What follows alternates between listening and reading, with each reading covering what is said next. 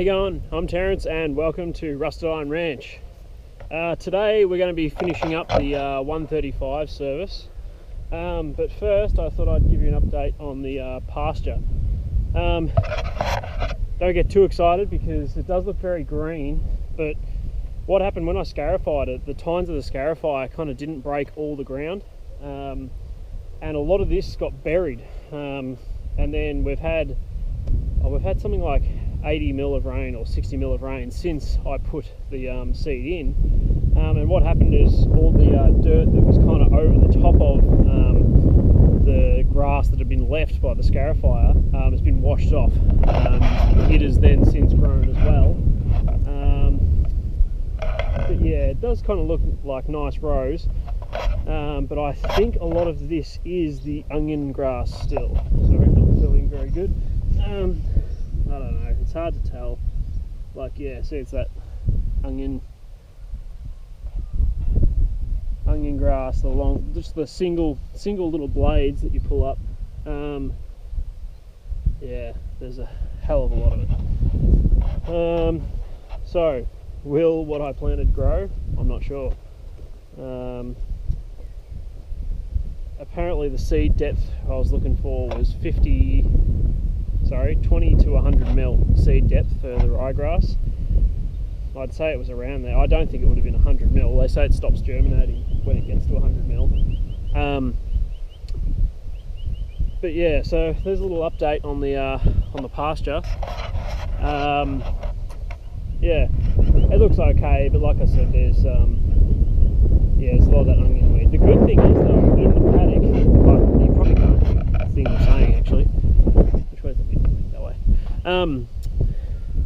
The good thing is, in the paddock, there doesn't seem to be, I won't say not any, but there doesn't seem to be as much of the cape weed.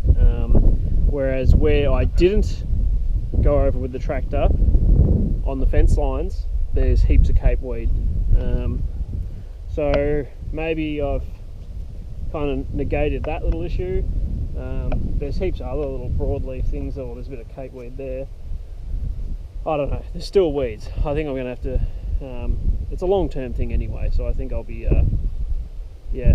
trying some new things next year, and yeah, we'll see how we go, and hopefully we get a fair bit of growth, and that we can bale. That'll be hopefully a pretty cool video when we do it. I've got quite a few old implements to use when that comes around. So yeah, alright, so today, like I said, we're going to be doing the Massey Ferguson 135 service. I'm just going to be changing the oil. I do have some filters there. When we bought the house, the shed had stuff in it, and I found a box, and the previous owner happened to have a 135 petrol, and there was brand new filters in a box. So I've got some brand new filters there, so I'll put a brand new oil filter on, and I'll change the oil, and I do need to do the tappets.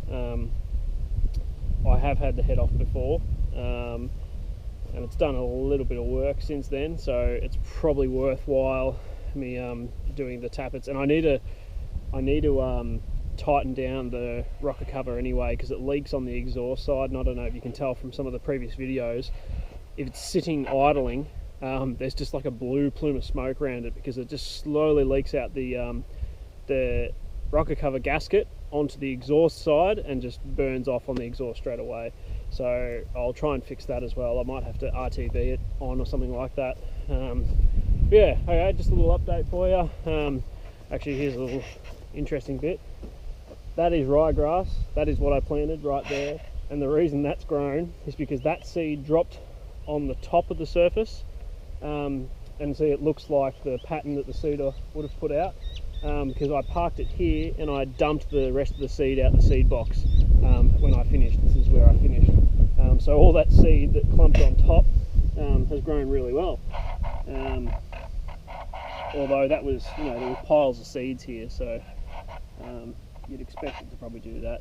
Whereas the seed that drops into the ground after the drill, there's, I don't know, 5-6 seeds coming out every, I don't know, it depends on how fast you're going, I guess, too, and the rate was, I don't know, there was a steady little stream coming out, but I couldn't tell you how many were coming out over, say, a metre, but it definitely wasn't as much as what dropped on the ground just there, and it was grown in that pattern. Yeah, that's pretty cool anyway. Alright, I'll head over to the shed and we'll get started on 135. Okay, now we're at the tractor. So the things we're going to do today, like I said, drop the oil. I need to take the tank off to get to the rocker cover, take that off. I'll set the tappets, and while I'm at it, well, it's going to be off anyway, I'll be able to tighten it down. I think it must be loose, but I might just inspect the gasket. I did put a new one on when I last had the head off, I don't know, probably 18 months ago. But yeah, you can see here it leaks out this side and goes straight onto the exhaust. So I'll fix that while I'm at it. That's about it. I'm not going to do anything with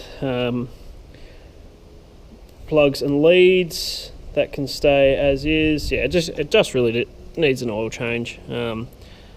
Getting a little bit dirty there, fairly dirty, especially for a petrol engine. It was really clean up until I did a heap of work on that those pastures, so the ploughing and the seeding.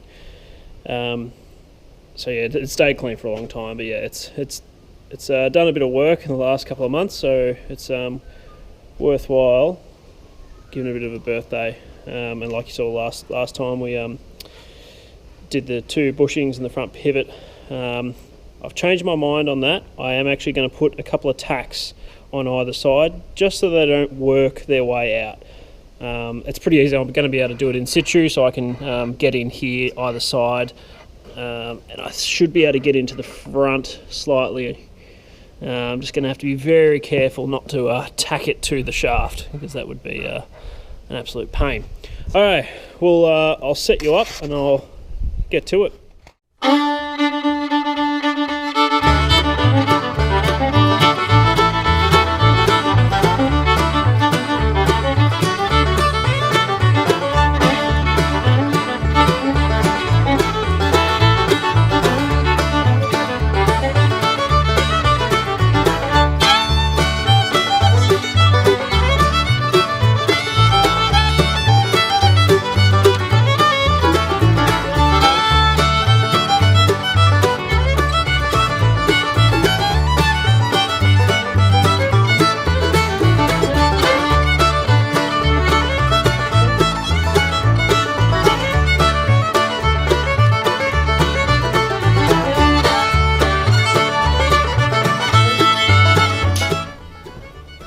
If you haven't got one of these extensions, grab one. I got these when AutoPro was closing down, but they're wobble bits. So what they do, so this is a 1/2 inch extension. So once your socket's on there, it'll wobble, give you a few degrees of movement in every direction.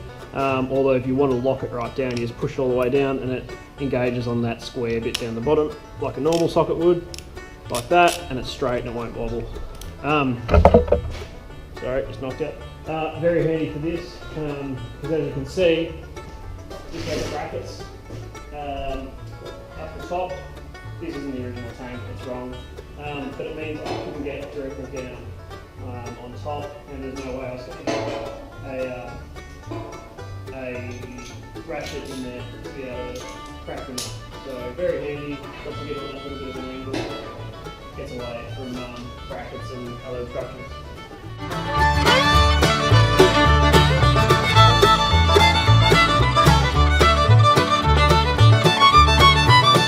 Well, that's what happened. When I put this gasket on, you're going to see it actually went inside like that, and it's been sitting in there ever since.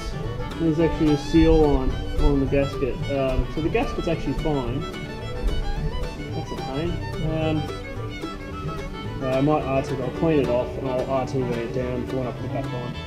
I just had to go grab the crank handle off my grey Fergie that you'll see in an upcoming video.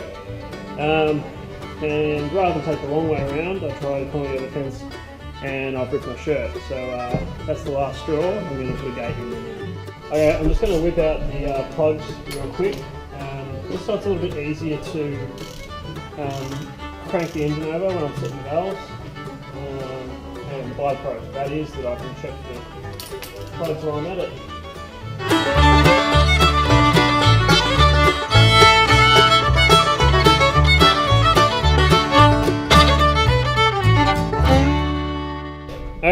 going to set the valves real quick now.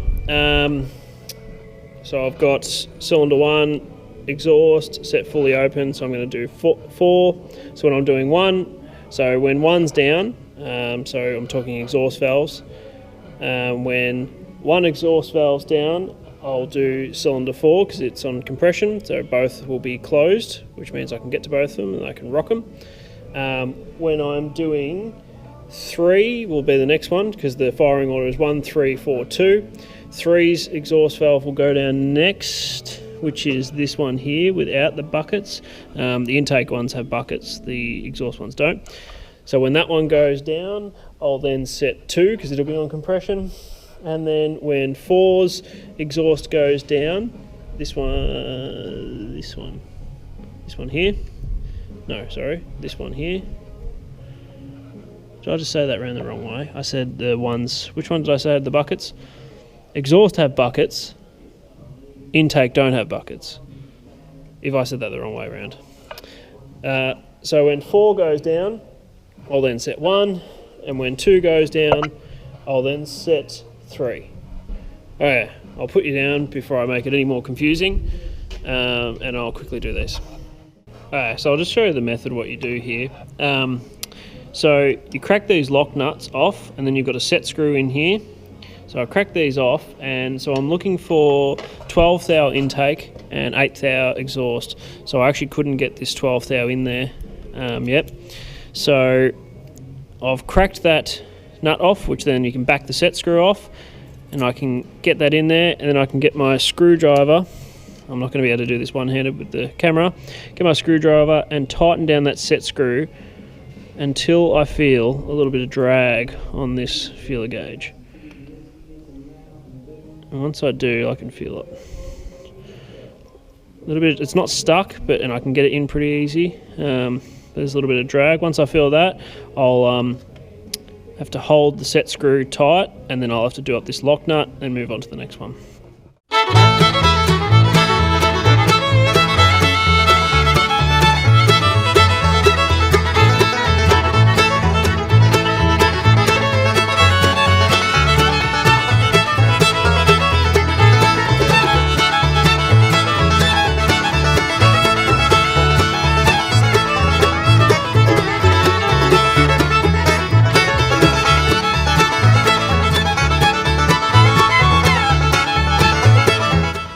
I've got this gasket back on. I've RTV'd on the inside of the rocker cover, and I've just run a bead of black RTV around the bottom here. Hopefully that should hold in position. I think just even the top one would have held in position. You can really see where the line there and the line there, none of this was actually sealing anything. That was actually inside the rocker cover last time. I put the plugs back in just before, set the plug gap as well while I had them out. Only one was a little bit open too much really, and it was a bit dirty as well. I think it was that same one, number 3 I think. It looked like it might have had a little bit of water in the cylinder at some point. So they're all back on. I'll put the rocker cover back on. I might as well put the tank back on. I'm going to dump the oil, put a new filter on this side. I might show you how this comes off the cartridge filter, and that should be about it. I'll put it back together.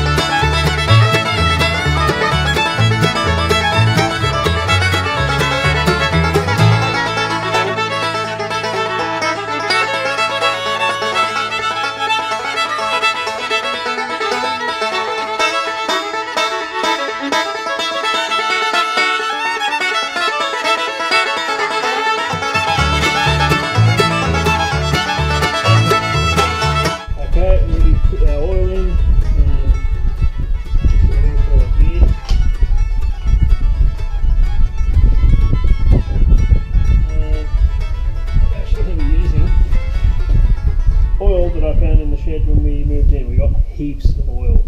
I don't have to buy oil for ages. This would be at least 20 years old, brand new, unopened. 98. Look at that. 30th of the 6th, 1998. I've actually been hanging up these bottles once I'm finished with them. So this is what we're using today. Look at that, cracking it for the first time. Looks perfect. This is not a bad bottle as well.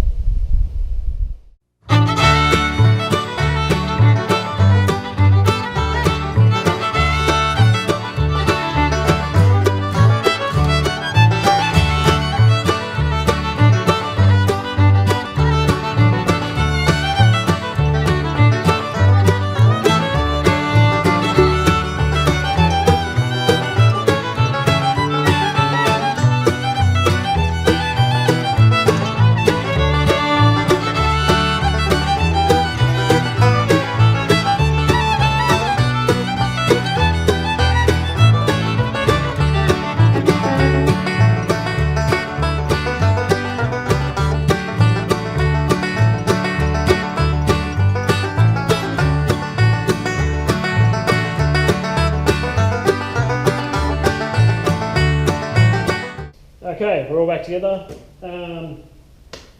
First start, let's see if it starts.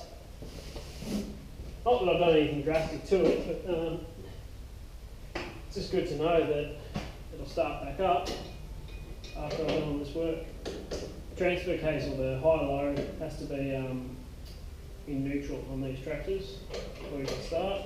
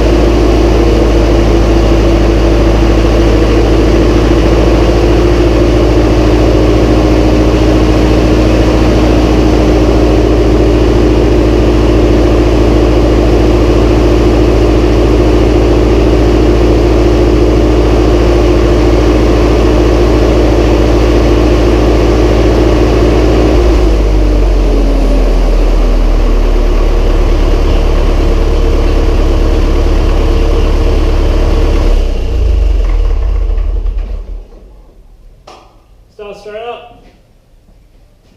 Very good. Alright, well that's been Rusted Iron Ranch for today. Thanks for watching. If you like the video, be sure to like and subscribe if you'd like to do that. And yeah, thanks. My name's Terence. This has been Rusted Iron Ranch. Thanks. See you next time.